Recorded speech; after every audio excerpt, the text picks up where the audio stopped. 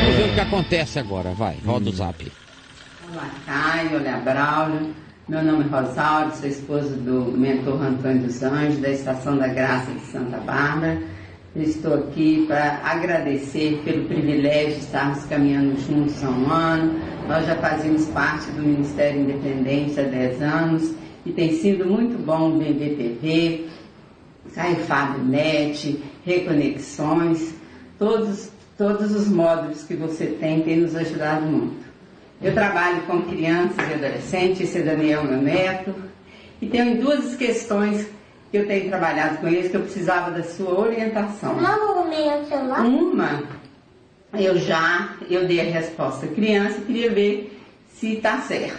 Uma das crianças, quando eu falava sobre a criação, sobre o pecado quando entrou no mundo, a criança me disse que no dia que ela morresse, ela queria entrar no céu e pedir a Deus para falar com Eva. Que ela só não ia xingar mais Eva porque ela não ia xingar a gente morto. E eu disse para ela que a situação de Eva foi importante no sentido que nós conhecemos Jesus. E passei a discorrer sobre Jesus e eu senti que as crianças ficaram tranquilas, né, nesse quesito. Você me corrige se tiver alguma coisa que eu possa acrescentar. E a outra questão de lidar com as crianças é sobre morte. Eu ainda não tive uma resposta muito boa para elas. Aí eu queria que você pudesse estar me ajudando nessa situação. Um abraço a todos daqui da Estação Santa Bárbara, Minas Gerais. Que bom, minha querida. Muito obrigado. Obrigado mesmo, de verdade. A primeira questão sobre o pecado original, eu sugeriria a você que não ficasse tentando conversar com crianças sobre o pecado original, porque os adultos mesmos não entendem isso. É uma coisa tão ambígua do ponto de vista filosófico e é tão estranhamente ambivalente do ponto de vista espiritual, porque esse pecado assim chamado original que nos mata, paradoxalmente é a porta que nos coloca no caminho de uma liberdade de escolhas. Conforme eu respondi ontem aqui ao Marrom, quando o Marrom quis saber, anteontem, não foi? Terça-feira, sobre era maçã lá no Éden. Por que logo a maçã? E a partir dali falei da porta da liberdade. Assista esse Marrom Quer Saber e preste atenção no que eu falei. Segunda coisa sobre Eva é que os meus filhos todos e os filhos de todo mundo me perguntam, e os netos hoje em dia, é natural eles perguntarem quando chega esse assunto, e esse assunto nunca chega às crianças se um adulto não trouxer. Você já prestou atenção? É. Adulto que fica querendo fazer a cabeça da criança, e a criança faz perguntas que o adulto não sabe responder. Porque são as perguntas puras de uma pessoa que não tem nenhuma obrigação doutrinária de estar correta, é a criança. E ela faz as perguntas que a teologia não responde, não alcança, e fica fazendo de conta que entende e que alcança. Não alcança. A maioria esmagadora não alcançou. Eu estou falando dos bem treinados, do ponto de vista intelectual. Não alcançaram. Não sabem explicar isso ao filho e ao neto, porque não tem essa explicação nem para dar a eles próprios, você entendeu? Então, a única coisa simples foi o que eu falei respondendo ao Marrom na terça-feira, sobre essa questão do pecado original. Uma das coisas que eu falei no final é: o que todo mundo tem que entender é que Adão sou eu e Eva sou eu. O único Adão existente sou eu. Quando, por exemplo, meu filho Lucas, um dia, com 4 anos de idade, me fez essa pergunta do pecado original e qual era a responsabilidade dele, isso falou com as palavras dele. Se ele já tinha nascido com isso, por que ele ia ser punido por isso? Se ele já tinha nascido com isso. Aí eu falei: não, eu não sei quem te falou que você nasceu com isso, mas eu sei que você nasceu com isso porque você fez isso anteontem. Foi uma coisa que só Adão faz mesmo. Você fez isso semana passada. Eu tinha dito não faça, porque as consequências... Você foi lá e fez. A sua irmã também é Eva, a Juliana. Porque eu saí de casa com a sua mãe e falei, olha, não pode pegar isso, nem pegar aquilo, nem fazer aquilo. Ela foi lá nós vamos ter um jantar hoje à noite. Vem amigos pra cá. Quando eu chego, estava metade do bolo comido. Então Adão e Eva comeram. Então não sei por que você tem problema com Adão se você repete esse cara todo dia. Pronto, nenhum dos meus filhos jamais vem com esse papo. Eles olham pra ele.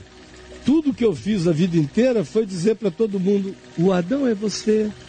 Porque o Adão sou eu. O Adão é você. A Eva é a criança. Ao invés de criar um conceito do Éden, por que não trabalha com a Eva, o Adão e a Eva na sala de aula? O Adão e Eva na família. São os únicos ambientes de Adão e Eva que a gente tem, porque eles eram humanos como nós. Agora, com esse raciocínio, ela também pode dizer à menina, olha, cuidado, que um dia você vai ser mamãe e até lá você vai errar.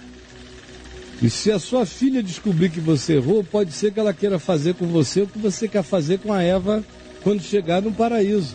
Chama ela para dar cacete dela.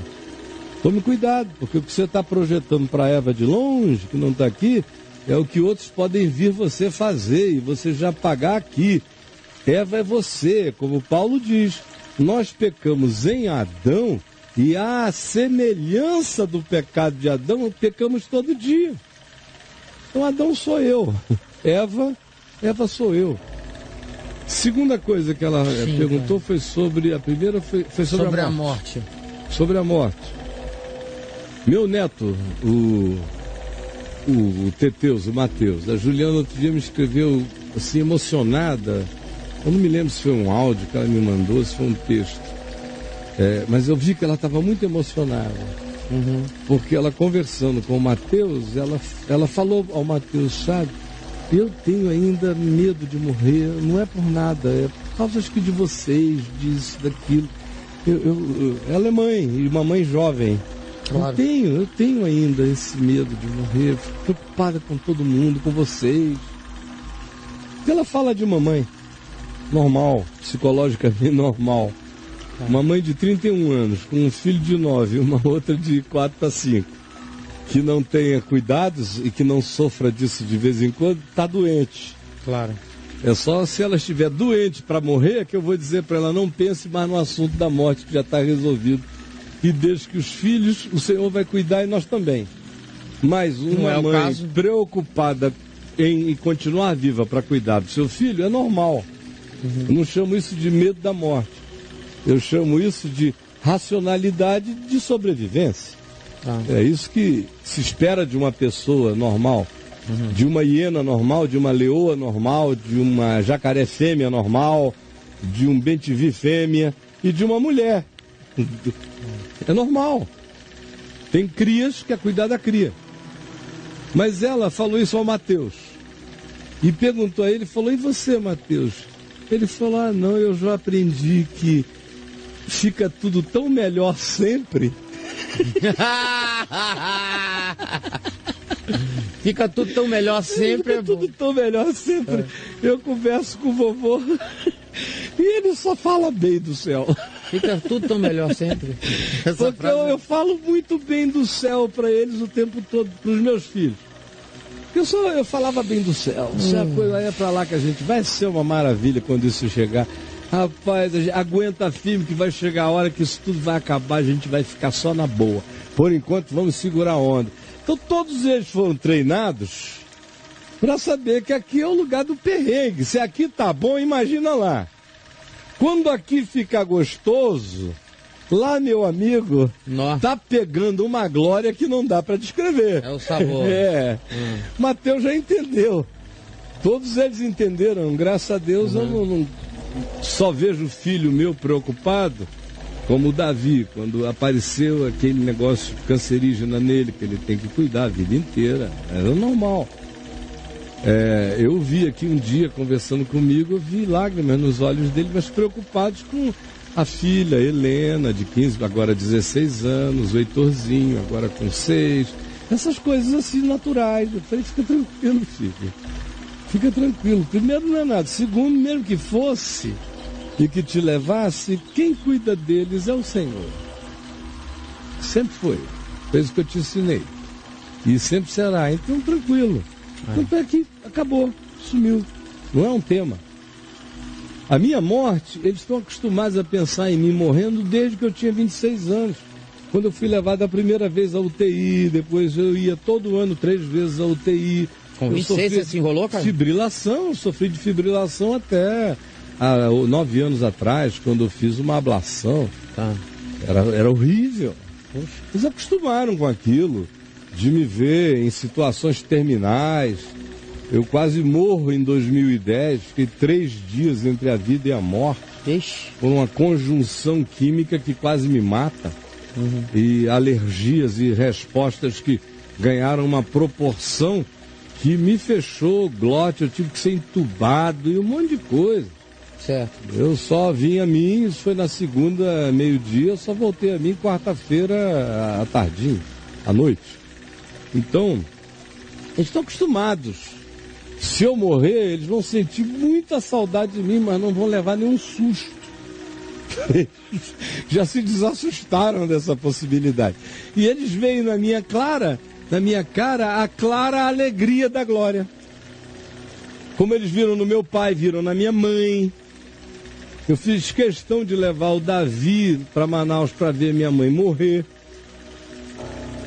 Porque essa nova geração tem participado pouco das mortes familiares.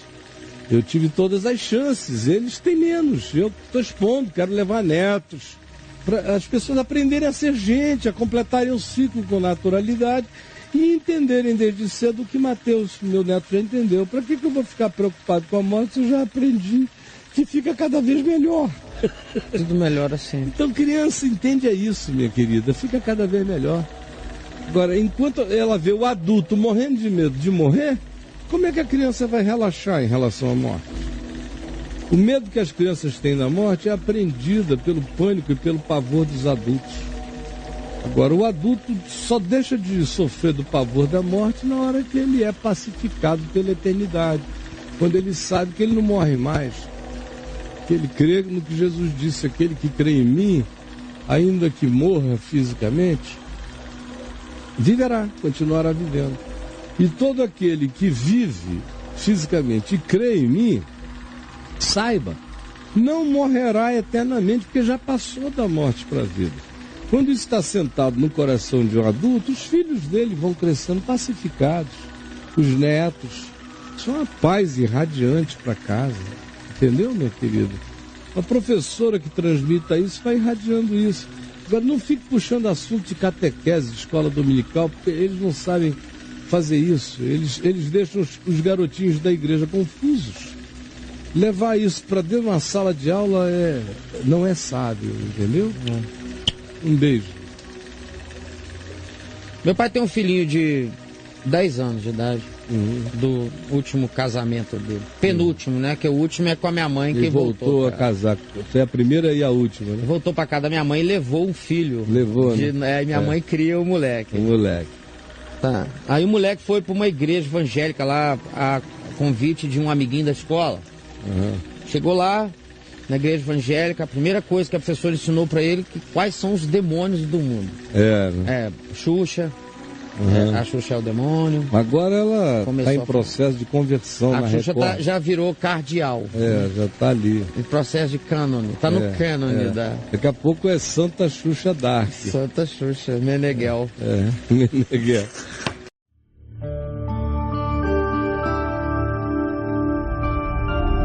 VNVTV, o canal é você.